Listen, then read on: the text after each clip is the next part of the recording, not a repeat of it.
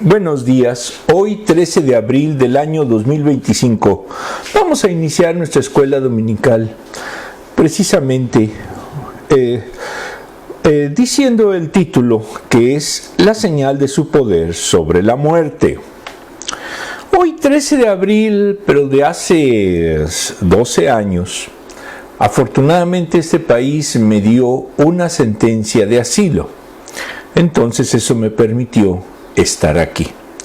Hoy ya soy su ciudadano y en su momento siempre agradeceré en aquel tiempo al mejor presidente que ha tenido Estados Unidos, que es Barack Obama, el que me haya, a través de sus cortes de asilo, que me haya concedido ese privilegio. Hoy ya soy ciudadano de este país y sí quise hacer un homenaje a una persona, en este caso a Obama, que sorteó muchísimos problemas, pero que siempre, a través de su filosofía y a través de su trabajo y de su capacidad, los logró sortear. El tema es la señal de su poder sobre la muerte, sesión 7. Hoy para algunas iglesias se celebra lo que sería el Domingo de Ramos, pero el inicio de la Semana Santa. Pero nosotros vamos a hacer algo en su momento, y de hecho así está diseñado el material. Vamos a hacer la reflexión sobre el punto toral de todo el cristianismo, que es la resurrección. Como siempre, en el material de Lightwife en español, vamos a iniciar precisamente con lo que dice el título: Jesús nos ofrece la esperanza de una vida nueva. Aplicación para la vida. La pérdida de un ser querido es una de las experiencias más dolorosas y devastadoras que podemos enfrentar. Imagínese el funeral de un amigo cercano, de un hijo o de los padres. Las lágrimas, los abrazos de consuelo y los recuerdos compartidos hacen que el dolor sea palpable. La muerte pareciera ser el final absoluto, una separación definitiva que deja un vacío inmenso en nuestros corazones. El anhelo de tener una última conversación, un último abrazo, nos recuerda nuestra propia fragilidad y el poder implacable de la muerte. Enfrentar la realidad de la muerte nos hace cuestionar el propósito y el significado de nuestras vidas. El miedo y la tristeza pueden nublar nuestra perspectiva, haciéndonos sentir impotentes ante la inevitabilidad de la muerte. Jesús experimentó y sufrió este dolor. Sin embargo, ante la muerte de su amigo Lázaro, mostró su poder y autoridad sobre la muerte misma.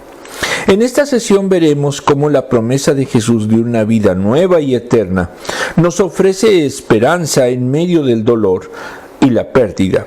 En Jesús nuestra perspectiva sobre la muerte es totalmente renovada. Por eso en su momento los cristianos no somos de estar ahí muy tristes en los funerales, porque a fin de cuentas sabemos, porque somos cristianos, que en Cristo tenemos esperanza de que no va a ser una muerte definitiva. Muy bien, vamos a ver ahora de hecho, esta es la imagen que aparece en el texto de Lightwife. En la versión inglesa, la Biblia se encuentra con la vida. ¿Has oído alguna vez la frase horario médico? Normalmente cuando la escuchamos significa que un médico nunca está realmente fuera de su horario. Puede recibir llamadas de pacientes a cualquier hora, especialmente en caso de emergencia. Los pacientes quieren saber que su médico está presente y dispuesto a ayudarlos en cualquier situación. Si el médico no puede estar presente, los pacientes se sentirán ansiosos e inseguros con la atención que reciben. Si una situación se agrava o incluso llega al borde de la muerte y el médico no está presente, incluso se le puede culpar, aquí también se le demanda, por no brindar la atención que deberían haber brindado al paciente. En el pasaje de hoy, leeremos sobre una ocasión en que un amigo de Jesús estaba gravemente enfermo y su familia deseaba que Jesús estuviera presente al morir. La familia se preguntó qué habría sucedido o hecho Jesús si él hubiera estado presente. En esos momentos, sin embargo, pronto veremos que la muerte y resurrección de Lázaro contenía una verdad mucho mayor. Propiamente es una reanimación. ¿Por qué? Porque Lázaro después volvió a morir. O sea, Lázaro no vive todavía. No fue una resurrección eterna como la que promete Jesucristo. Muy bien, vamos a iniciar con nuestras citas bíblicas. El post está bonito, ya lo habíamos visto, de la mariposa, que simboliza lo que hace de un gusano a una mariposa. Como ahí de algo horrible nace uno de los seres más hermosos de la creación. Bueno, Juan 11, 25 al 27. Entonces Jesús le dijo: yo soy la resurrección y la vida. El que cree en mí vivirá, aunque muera.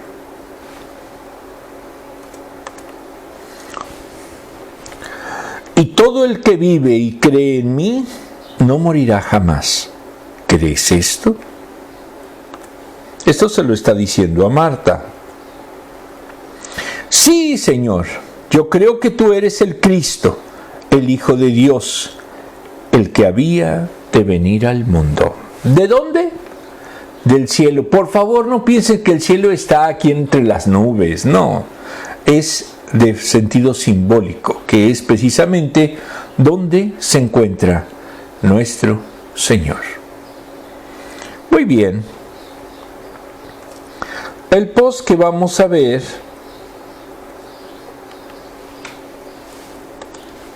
nos dice: lo dijo Jesús, yo soy la resurrección y la vida. El que cree en mí, aunque esté muerto, vivirá. Juan 11, 25.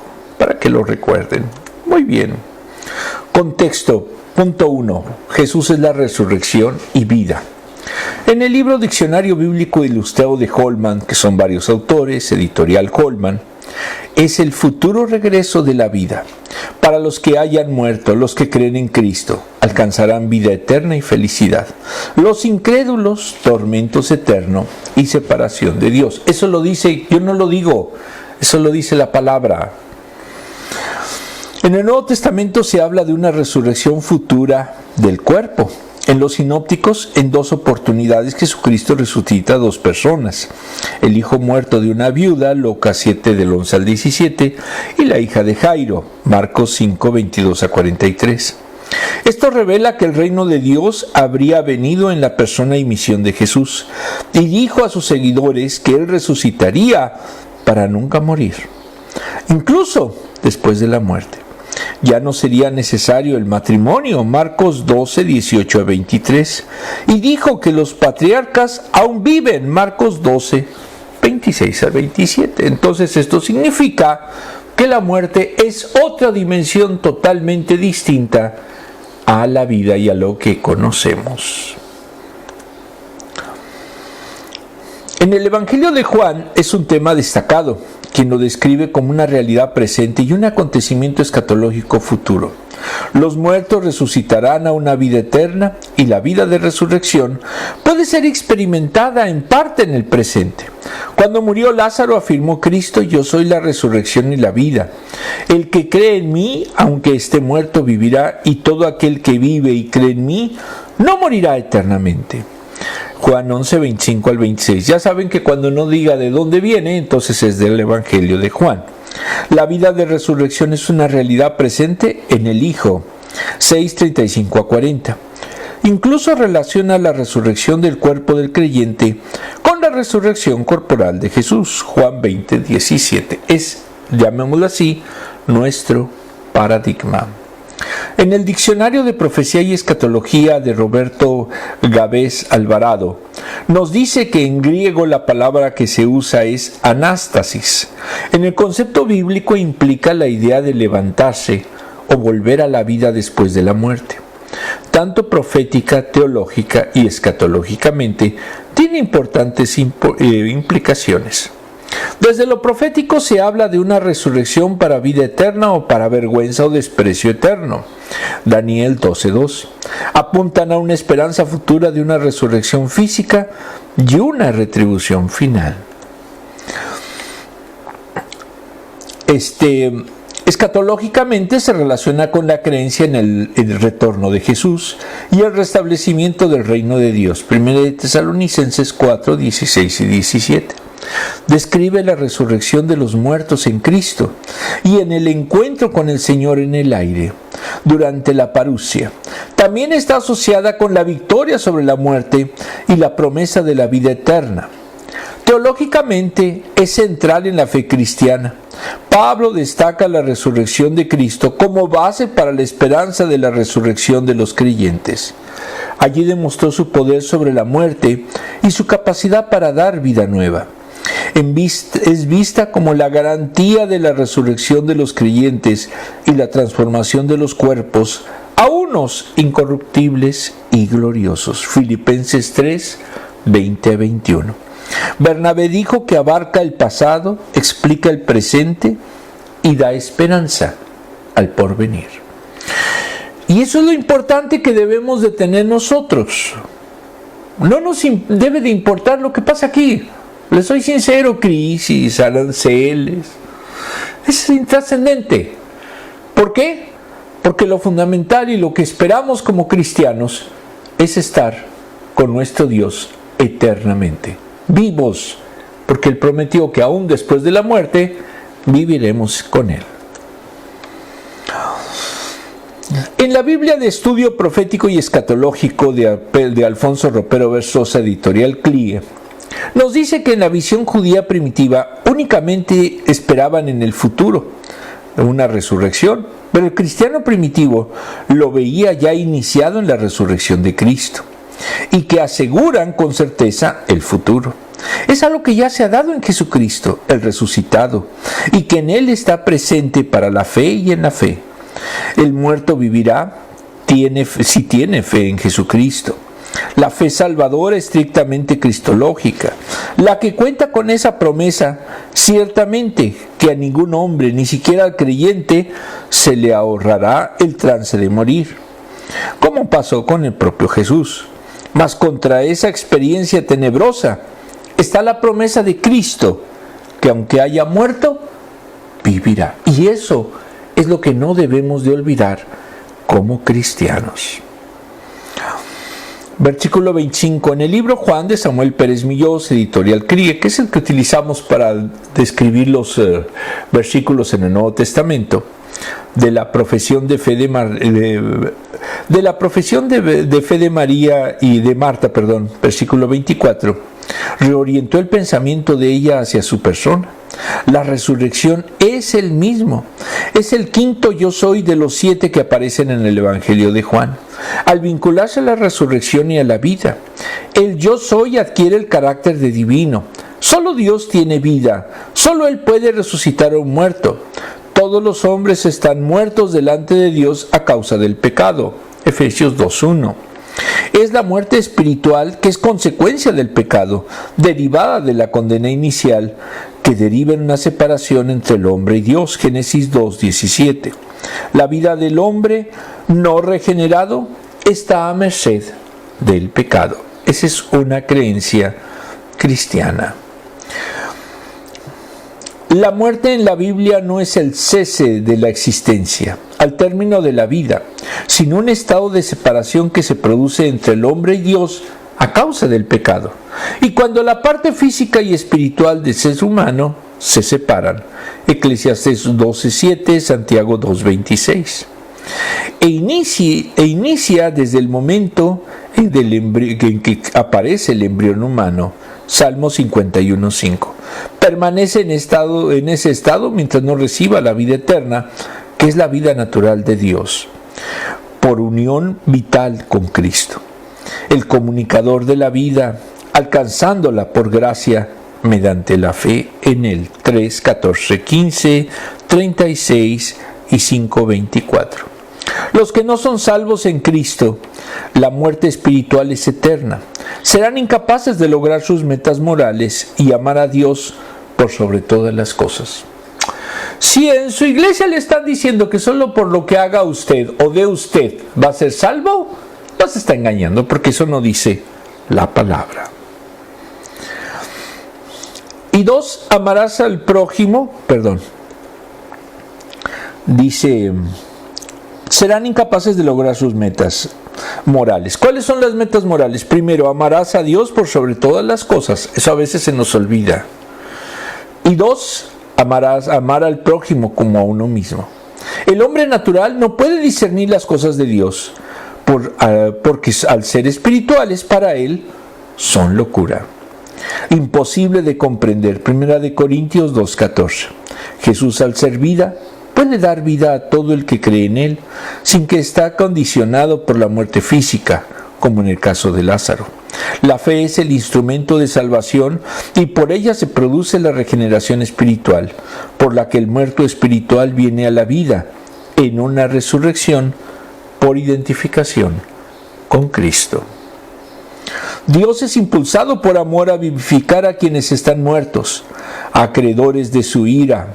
Entonces, el que cree en Cristo, aunque bajo la ira de Dios, no impide que la misericordia divina se manifieste.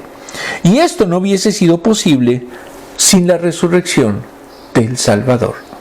Es tan importante la resurrección, literalmente, que sin ella no habría cristianismo. Olvídense ustedes, todo lo que se ha hecho durante 20 siglos, que ya estamos en el 21, de nada hubiera servido.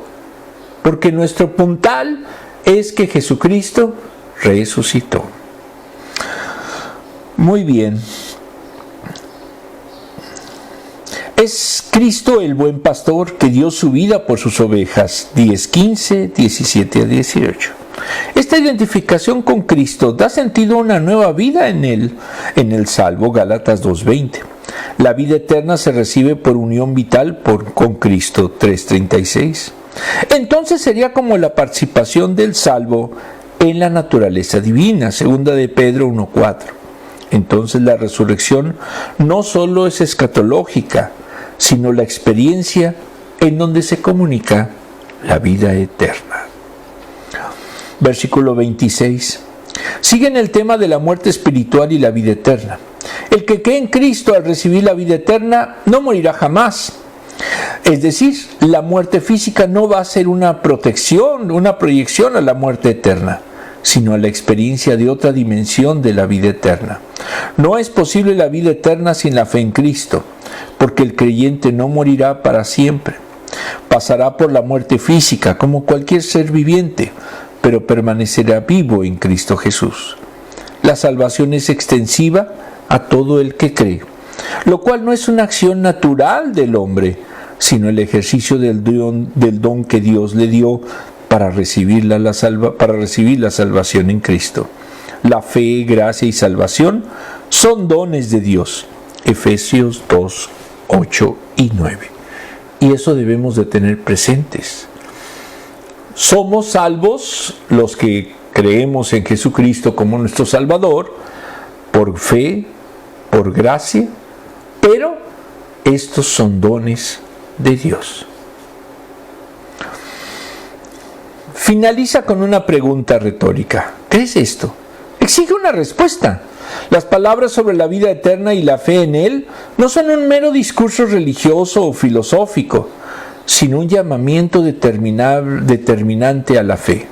Es decir, el Señor le dijo que le puede dar vida eterna y que le puede dar a quienes crean en Él. Y éste no perecerá jamás. Versículo 27. Marta le responde con una confesión de fe muy completa, porque ya había depositado su fe en Cristo de tiempo atrás. Dijo que era hijo de Dios, que es el Mesías prometido, el Cristo de Dios. Creía que él tenía una relación especial con Dios, porque lo que le pidiera se lo concedería. Y esto ningún hombre o profeta lo podría haber dicho. Marta, ¿qué era? Mujer Entonces, quizás de las más importantes confesiones de fe y que aún hoy subsiste, tuvo su origen en una mujer, para que se vea el papel que tiene y que muchos le quieren negar. Muy bien, vamos a ver el versículo 27. Y además afirmó que había sido enviado al mundo, y esta era la forma en que el pueblo, a la luz de las profecías, esperaban al Mesías de procedencia celestial. Marta creía que era el libertador de Israel, que Israel esperaba. Más tarde comprendería que su libertad no tendría que ver con asuntos políticos, sino con quienes estamos esclavizados por el pecado. Podían ser hechos libres por él. 8:36. Cristo no fue un líder político. Cristo no buscó en su momento que los cristianos se convirtieran en gobierno, como después muchos lo trataron de hacer y lo siguen intentando. Cristo buscó que prevaleciera la nación de amor que Él pregona, no de odio, no de discriminación, no de sojuzgamiento, no de opresión, porque eso es contrario a la enseñanza de Cristo. Desglose. 2 días después de la muerte de Lázaro, Jesús habló con Marta y le dijo: yo soy la resurrección y la vida. El que cree en mí, aunque esté muerto, vivirá. 11:25. Jesús no solo promete la resurrección futura, sino que se identifica con la fuente de vida verdadera. Dice que Él tiene poder sobre la muerte y los que creen en Él recibirán vida eterna. Y allí encontraremos esperanza y fuerzas para nuestro día a día. La fe en Jesús trasciende la muerte física y ofrece la promesa de vida eterna. El que oye su palabra y cree al que lo envió, tiene vida eterna y no vendrá a condenación, mas ha pasado de la muerte a vida. Es 5:24. Jesús desafió a Marta a creer en la promesa de vida eterna. La pregunta fue una afirmación de fe y subraya la respuesta de la fe personal en Jesús como Hijo de Dios y la fuente de vida eterna. No es solo una creencia intelectual, sino una confianza profunda en su poder y su promesa de vida eterna, que debe infundir a nuestro diario vivir.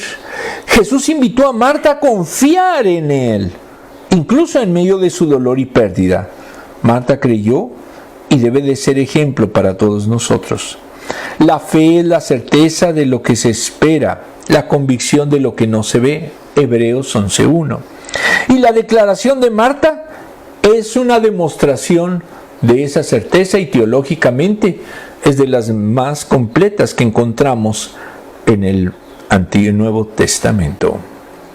Marta le dijo que cree en Él, que es el Cristo, el Hijo de Dios, que ha venido al mundo. 11:27. Lo reconoce como Mesías y el Hijo de Dios, enviado al mundo para traer salvación. Es una completa afirmación de la identidad y misión de Jesús. Aceptó la promesa de vida eterna. Reconoció a Jesús en su totalidad. Es un testimonio de fe y confianza en Jesús. Esa fe, expresada en un momento de dolor, se convierte en un ejemplo de cómo los creyentes pueden encontrar esperanza y vida en Jesús, incluso en las circunstancias más difíciles. Preguntas. Vamos a ver aquí las preguntas.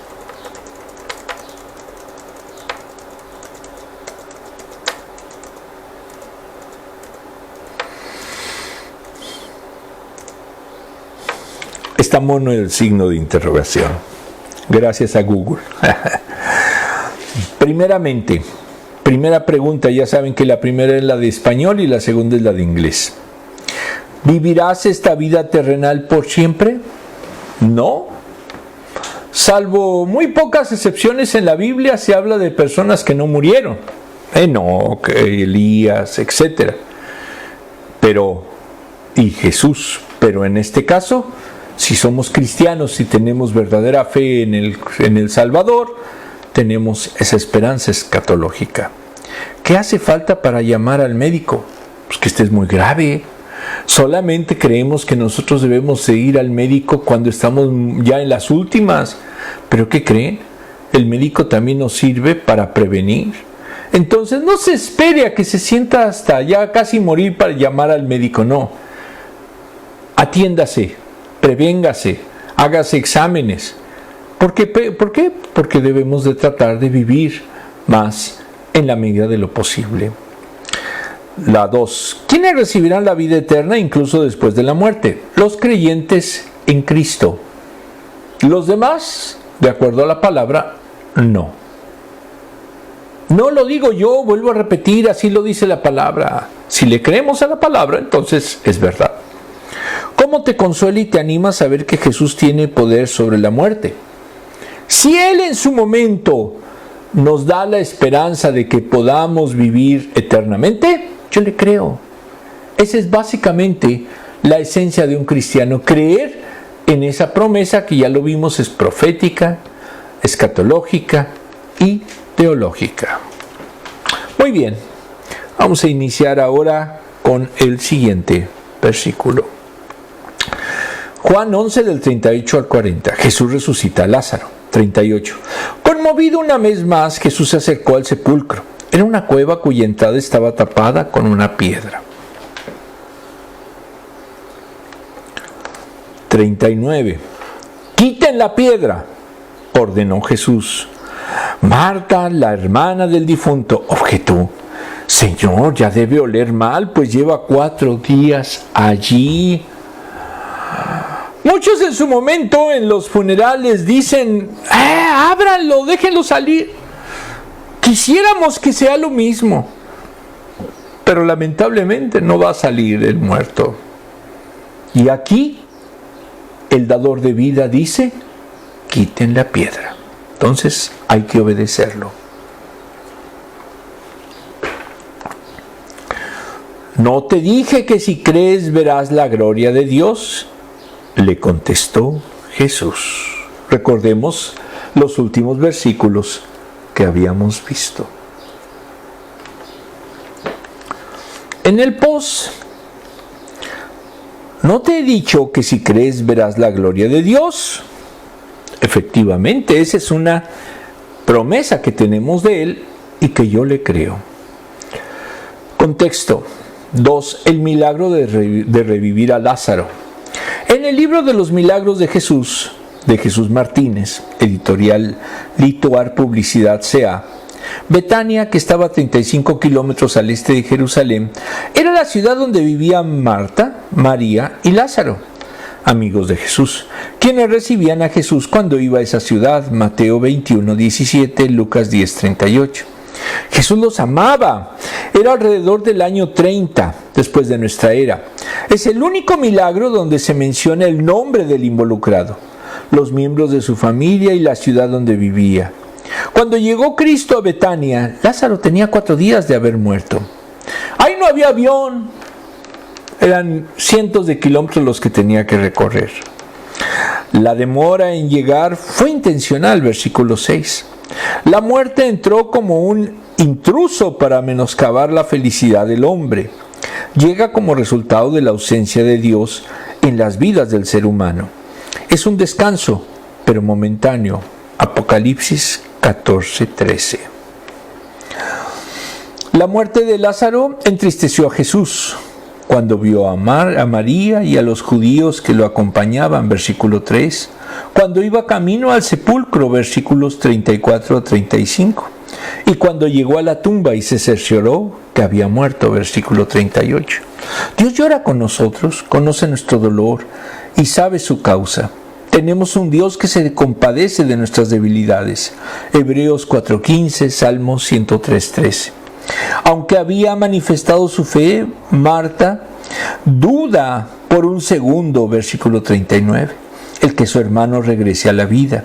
Le parece imposible, pero el Señor vuelve a exhortarla, versículo 40. Al que cree todo es posible, Marcos 9:23, Mateo 17:20, Lucas 1:37. Luego alzó sus ojos al cielo, dio gracias al Padre para que crean que Él lo envió. Clamó con gran voz que saliera Lázaro, versículo 43, y salió Lázaro. Traer a la vida a alguien es solo obra de Dios. Estuvo 4 días, ni había subido al cielo o descendido al infierno. Al revivir, lo desataron y lo dejaron ir. Al ver este milagro, muchos creyeron en Jesús. Versículo 38. La conmoción interior invade el alma de Jesús. Versículo 33. Juan describe el sepulcro donde pusieron a Lázaro. Una cueva se excavaba en la roca teniendo una cámara interior y la puerta de esa cámara se cerraba con una gran piedra que giraba sobre una canaleta y llegando a la boca se apoyaba en la pared del lugar y tapando el acceso e impidiendo la entrada. La cueva se usó con fines funerarios desde principios de la humanidad. Génesis 23, 19. Versículo 39. En el lugar estaban Marta, María, que son los hermanos de Lázaro, los que llevaron a Jesús, y una multitud curiosa. No se detuvo a llorar ante la tumba. Ordenó que abriese el sepulcro. Marta le recuerda a Jesús que era innecesario abrir la tumba.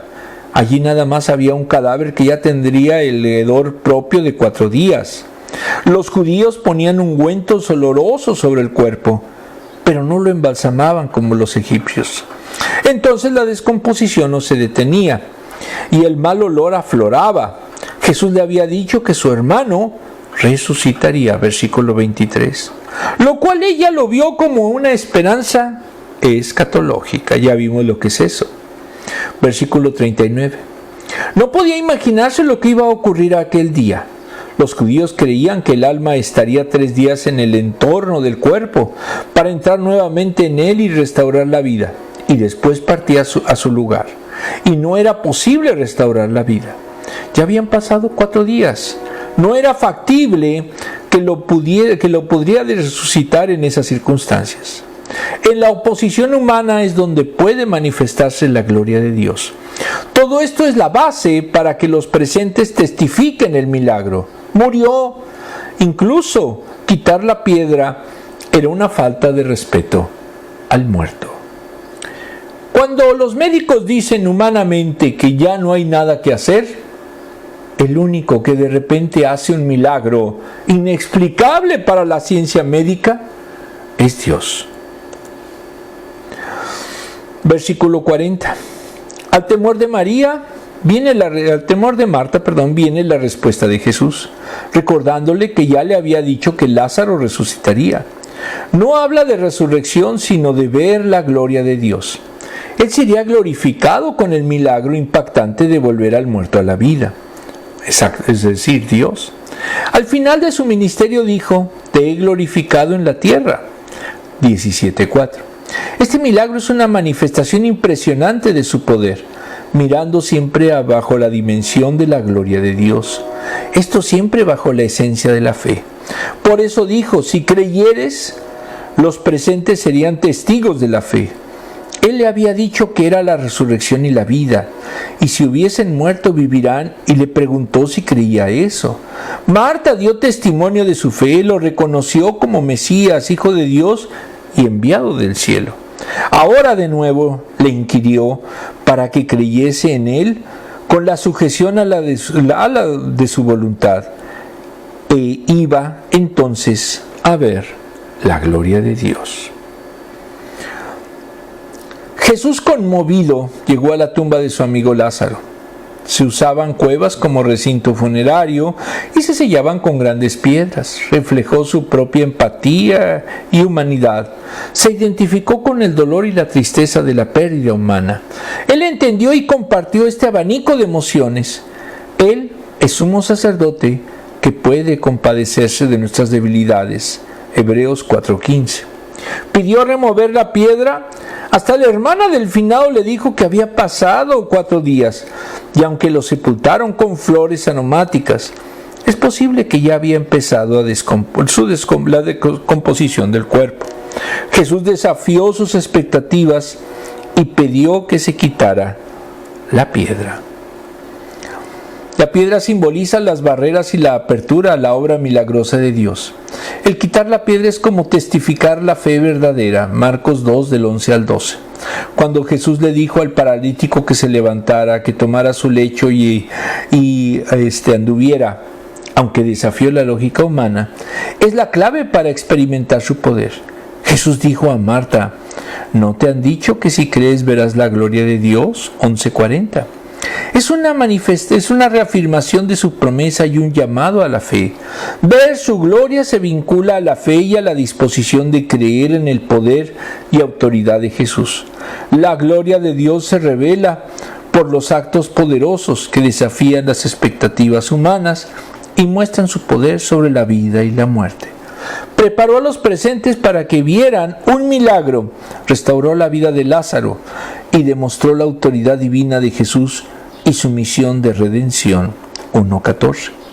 Porque el Verbo fue hecho carne y vimos su gloria al resucitar. Vamos a ver la siguiente pregunta.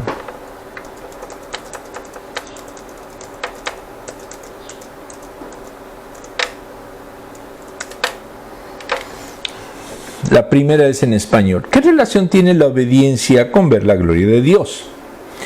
Si nosotros creemos en Jesús y que Él tiene el poder incluso sobre la muerte, entonces hay que obedecerle y realmente tenerle fe.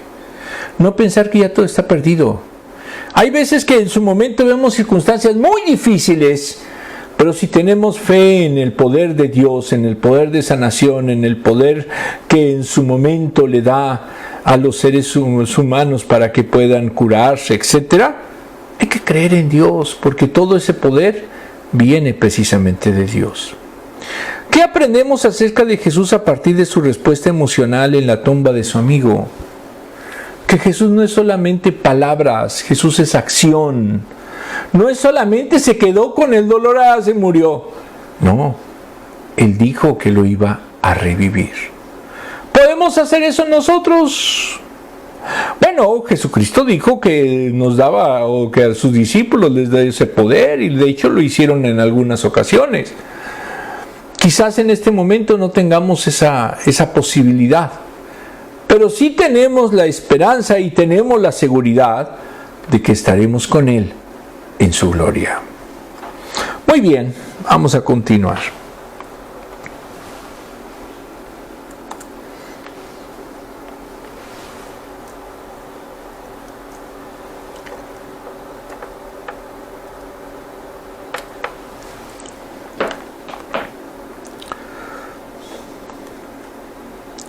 Juan 11, 41.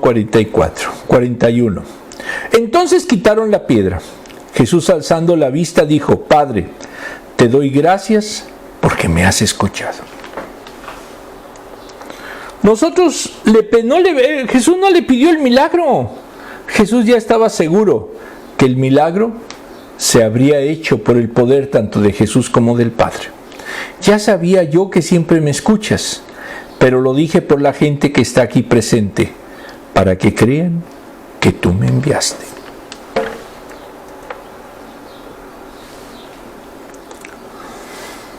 Dicho esto, gritó con todas sus fuerzas: Lázaro, sal fuera.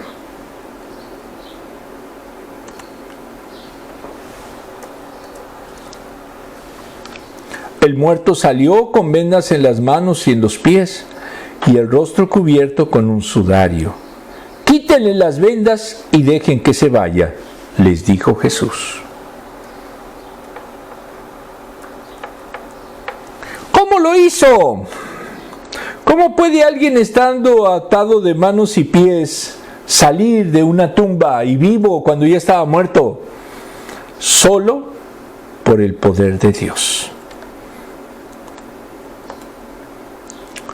Contexto, versículo 41. Tal vez los presentes detuvieron el levantamiento de la piedra por las palabras de Marta, pero continuaron luego de la respuesta de Jesús, hasta dejar expedito el camino al interior de la tumba. Como es habitual, dirige una oración al Padre antes de hacer un milagro, levantó sus ojos o alzó la vista, que es una manera propia de orar, porque Dios está en lo alto donde está su trono. A Él ora, lo dirige a su Padre. sin ningún pronombre personal, Mateo 6:9. Y más cuando es unigénito que de él, 11:14 y 3:16. Y le agradece que lo haya oído, en el sentido del milagro que va a realizar. El Padre y Jesús son uno, 10:30. El Hijo hacía todo lo que le mandaba el Padre, 5:30. Para la cueva, Jesús celebra la victoria antes de empezar la batalla. Entonces, si pedimos alguna cosa conforme a su voluntad, Él nos oye. Y si sabemos que Él nos oye en cualquier cosa que le pidamos, sabemos que tenemos las peticiones que le hayamos hecho. Primera de Juan 5:14 y 15. Pero que sean de acuerdo a su voluntad, no a nuestros caprichos. Él no es nuestro mesero, quítense esa idea.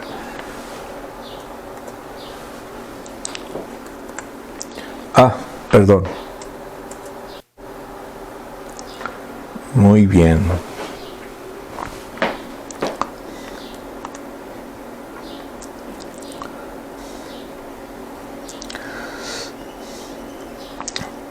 Versículo 42. El Padre y Jesús están eternamente en la misma comunión y hacen las mismas obras. Jesús no oró para ser escuchado, sino para agradecer que siempre lo hace, Dios el Padre. Hace audible su oración para que los que le oyeran después del milagro creyeran que Él es enviado del Padre. El objetivo es que la persona y obra del Hijo de Dios era una misión de salvación, y lo único que mueve a la acción de Jesús es la gloria del Padre. Los religiosos de esa época buscaban la gloria personal, y los de la actual. Jesús se empeñaba en la gloria de Dios. Esa oración refleja que dependía totalmente de Él, y todos lo debían saber. Versículo 43. Jesús se hizo notar en el exterior del sepulcro por medio de una orden autoritaria, como posiblemente no había sido oído nunca. No era la de un profeta, era una voz que expresaba la omnipotencia divina, como Dios lo hizo en la creación del universo. Habló y se creó todo. Es la misma que ahora hace que vuelva a la vida Lázaro, e hizo que se presentara fuera del sepulcro. Es como lo vio Pablo al ver la resurrección de los muertos e ir al encuentro de Jesús en el cielo. Primera de Tesalonicenses 4:16. Entonces el Hijo de Dios tiene poder omnímodo, es decir,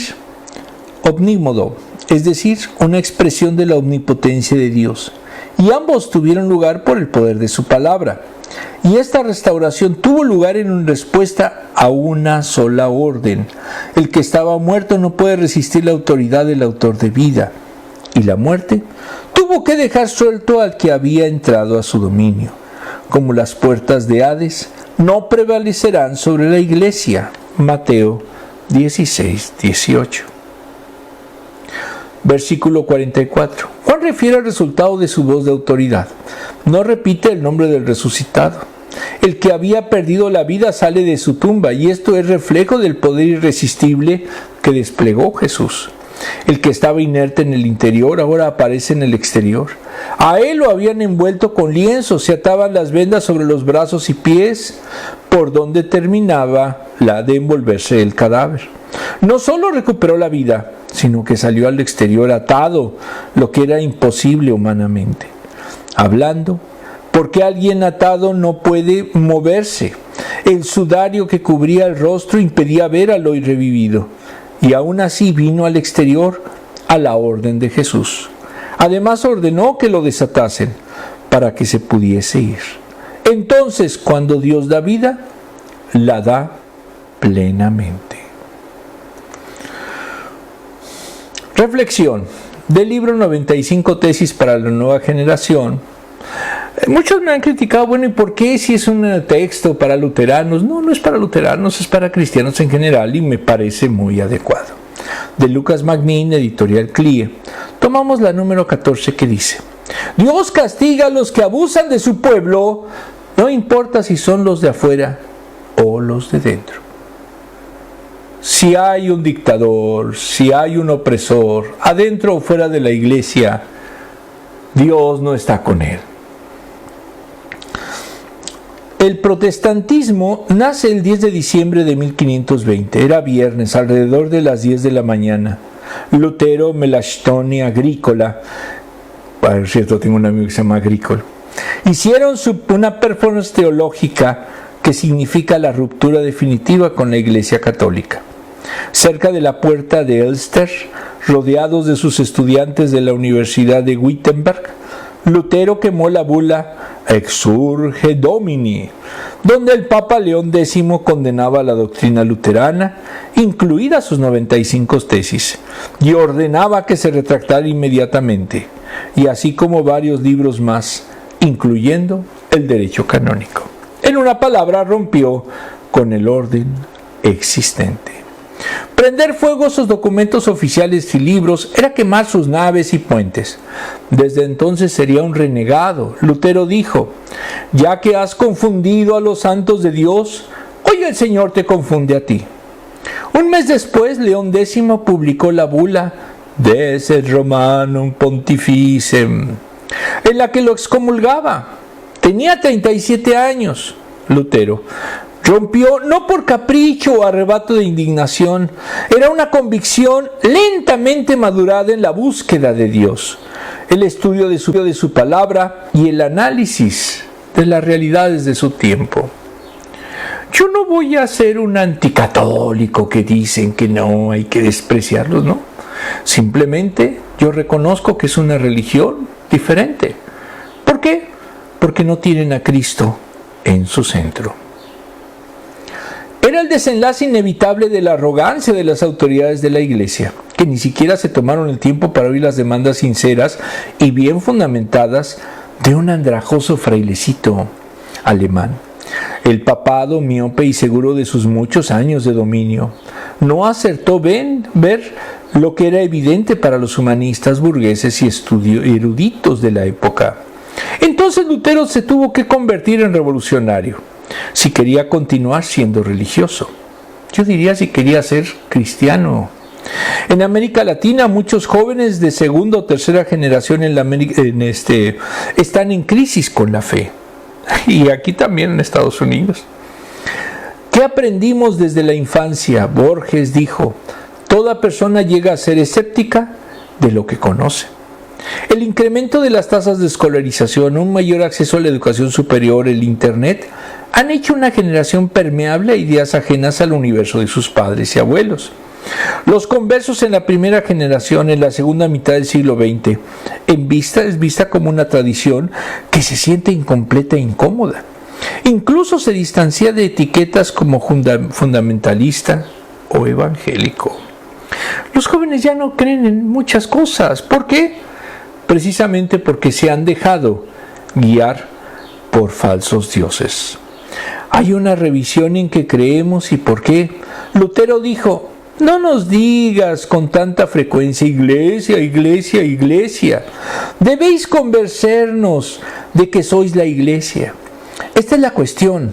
El diablo también puede decir: yo soy Dios y adórame, Mateo 4. El lobo puede decir: yo soy el pastor, Mateo 7, Juan 10. Sabemos que se debe de obedecer a la iglesia, empero preguntamos: ¿quiénes forman la iglesia y dónde está? La iglesia evangélica es limitada, pero los que queremos vivir una fe auténtica, atravesando un proceso de reflexión que nos puede llevar a una ruptura, la historia de Israel muestra que el compromiso de Dios hacia su pueblo no es un cheque en blanco, se parece a una espada de doble filo. Es una pasión defensora y dedicada que los libera de la opresión y los lleva a la tierra prometida, llenos de cuidados y milagros. Cualquiera que tocó a mi pueblo toca a la niña de mis ojos, Zacarías 2:8. Pero la balanza se inclina cuando su propio pueblo se convierte en factor de opresión e injusticia. Dijo Dios: yo mismo pelearé contra ti con mano fuerte y brazo poderosa, porque estoy muy enojado, me has puesto furioso. Hagan justicia cada mañana al pueblo que ustedes juzgan. Ayuden a los que han sufrido robo, rescátenlos de sus opresores. De lo contrario, mi enojo arderá como fuego insaciable debido a todos sus pecados. Jeremías 21:5 y 12. Entonces, por su obstinación, infidelidad e injusticia, la niña de los ojos de Dios puede convertirse en objeto de ira. Por ejemplo, en el libro de Jonás, en el que Asiria fue más receptivo a la palabra de Dios que el duro pueblo de Israel, y que el mismísimo profeta, tan obstinado y nacionalista era Jonás, que prefería morirse antes de arrepentirse y cambiar. Los que Él quiere, los que hemos sido institucionales, podemos empatizar con la angustia, la culpa y la impotencia de Lutero. Después de haber intentado el diálogo y las propuestas superadoras, el peso de la estructura se desploma y fuerza una confesión de sumisión, adentro o afuera. Lentamente nos vamos hallando acorralados, forzados a una posición desesperante, la de elegir entre el cisma y la decadencia, irnos de la iglesia para salvaguardar nuestra fe. En toda iglesia debe de haber por parte de todos los miembros una reflexión, si esa iglesia sigue o no los principios bíblicos. Si no lo sigue, usted está peligrando. ¿Por qué? Porque no va a llegar al destino que Dios y que Cristo nos marcó. Entonces, no importa ser miembro o no miembro de una iglesia. Lo importante es seguir las pautas que dio Jesucristo. Muy bien.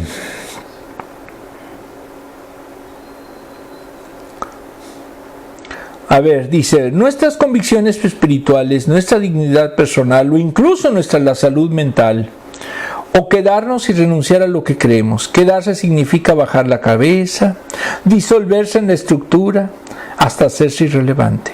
Irse implica una experiencia que se parece a un exilio. Se cortan o se apagan vínculos. Hay ansiedad y culpa. La vida sigue entre los que se quedan,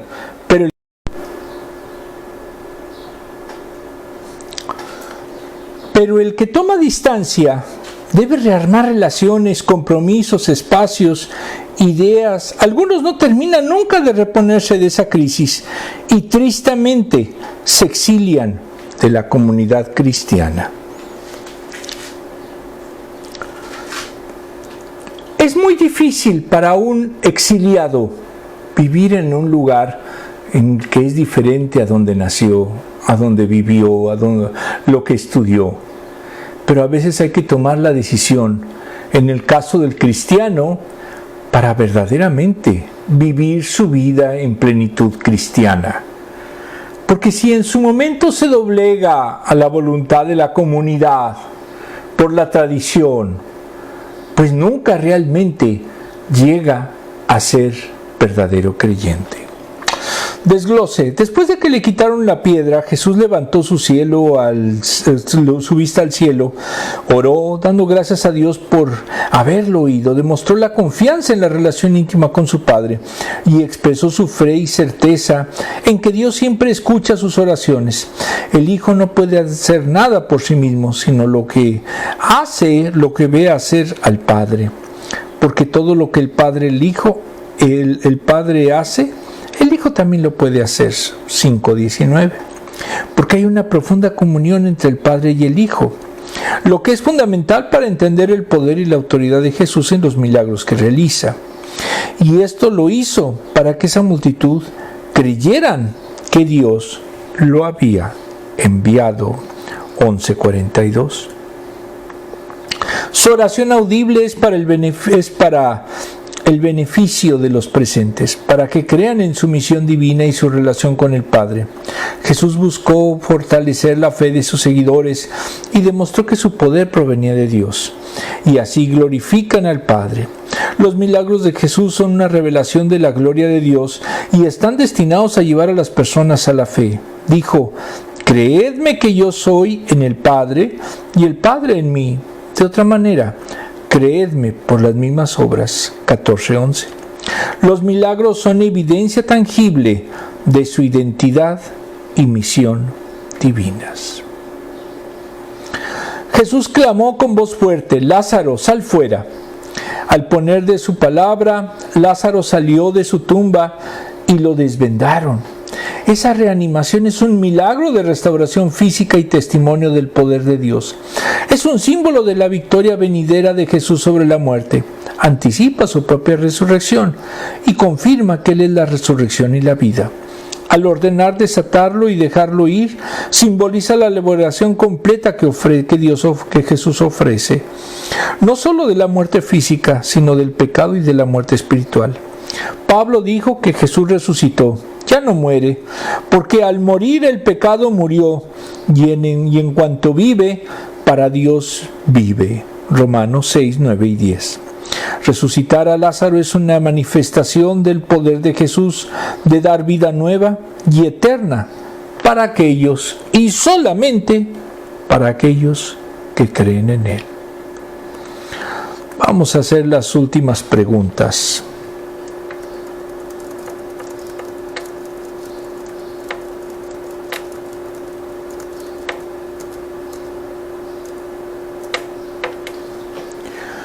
La primera es de español, la segunda es de inglés. ¿Qué necesita alguien espiritualmente muerto para recibir vida? Creer en Jesucristo, confiar solamente en Él. ¿Qué excusas pueden impedirnos obedecer los mandamientos de Dios? Pues está muy buena la película. Pues en su momento no tengo tiempo, estoy muy cansado. Pero no vemos de que lo fundamental es buscar nuestra salvación. ¿Cómo podemos librarnos del pecado y su paga, que es la muerte? Reitero, a través de verdaderamente ser cristianos y hacer confesión de fe en Jesús. ¿Cuáles son algunas lecciones que podemos aprender de esta séptima señal de Jesús? Que Jesucristo da vida en todos sentidos, espiritual y físicamente. Y de hecho esa es la promesa escatológica, teológica y profética, que con Él habremos de resucitar. Muy bien, todos. Juan 11:45. Muchos de los judíos que habían ido a ver a María y que habían presenciado lo hecho por Jesús, creyeron en Él. Juan 11:45. Vamos a hacer por último una pequeña oración. Amantísimo Padre, te damos gracias porque tú nos has abierto en este momento nuestro entendimiento para comprender algo de lo que es la resurrección. No es sencillo entender esto, ¿por qué? Porque a la lógica humana es imposible, pero para ti, Señor, no hay nada imposible. Por eso te tributamos en su momento nuestro amor, nuestro agradecimiento, porque tú nos diste el camino de Jesucristo para poder llegar y alcanzar tanto el perdón de nuestros pecados, si nos arrepentimos, como la vida eterna que es en Jesucristo. Todo esto, Señor, te lo pedimos y agradecemos en el sagrado nombre de nuestro Señor Jesucristo. Amén.